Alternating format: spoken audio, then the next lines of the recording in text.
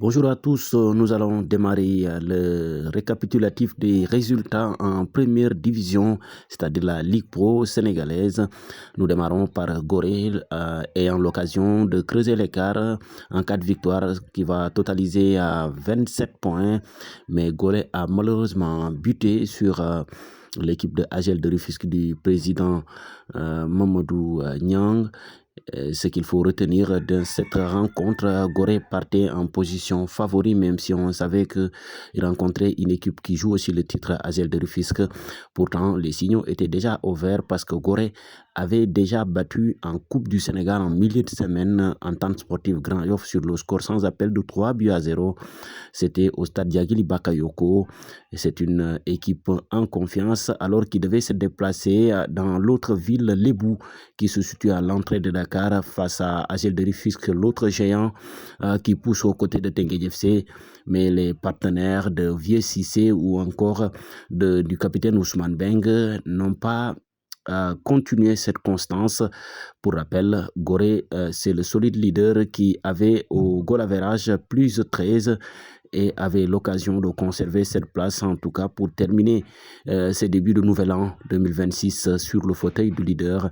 Mais c'est sans compter sur la volonté de Ibra Ali et ses coéquipiers de Agel de Rufisque qui vont freiner cette belle hémorragie des hommes de Alimal. De conserver la place de leader. Je le disais, l'entente sportive Grand Yoff était sa première victime en milieu de semaine et sur ce bon résultat que Gorée devait se déplacer pour se rendre au stade Galandou Diouf de Rufisque, mais il fallait s'y attendre que défier le fer face à Agel de Rufisque, ce qui n'a pas été du tout facile pour les protégés de Alimal. Ils ont été battus 1-0. But marqué par Ibra Ali et ce qui place exactement l'équipe de Agel de Rufisque comme leader du championnat national de première division sénégalaise, ce qui complique un tout petit peu la situation. Mais quelque part, les prémices de cette inconstance se sont fait sentir. Gorée avait buté pourtant 0 but partout au stade Diagili Bakayoko face à cette équipe de l'Union sportive de Ouakam. L'autre équipe qui a intéressé notre attention dans ce récapitulatif des matchs du week-end, la 13e journée, c'est le Casa Sport de Ziguinchor qui rendait visite au stade Léopold Sédar Senghor à l'équipe de l'AS Pikine, le Casa Sport en état de forme et qui est toujours collé au peloton de tête, avait l'occasion de ne pas du tout faire un faux pas en déplacement à Dakar. Les protégés de Bala Djiba ont compris que oui, prendre un point à l'extérieur, ce sera signe d'encouragement puisque voyager n'est pas du tout facile. L'équipe qui voyage plus de 450 km entre Ziguinchor et Dakar a pu prendre les points du nul. D'abord, ce sont les Ziguinchorois qui ont ouvert le score sur pénalty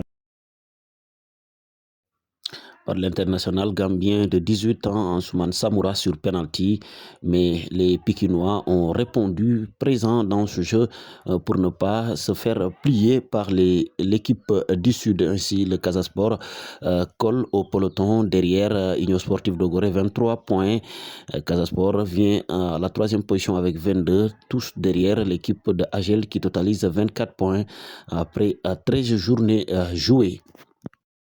L'autre équipe est le Djaraf de Dakar, toujours en milieu de classement avec 18 points. Djaraf peine toujours à jouer les premiers rôles dans ce classement de la Ligue 1 sénégalaise. Le Djaraf de Dakar tenu en échec par l'équipe de Dakar Sacré-Cœur, 0 but partout au stade de Yoff, peine toujours à convaincre ses supporters et ses milliers de fidèles qui viennent suivre les matchs au niveau du stade Léopold Sédar Senghor où il reçoit. Pour rappel, le Djaraf vient d'une défaite 1-0 face à l'AS Pikine et avait l'occasion de se relever, mais c'est sans compter.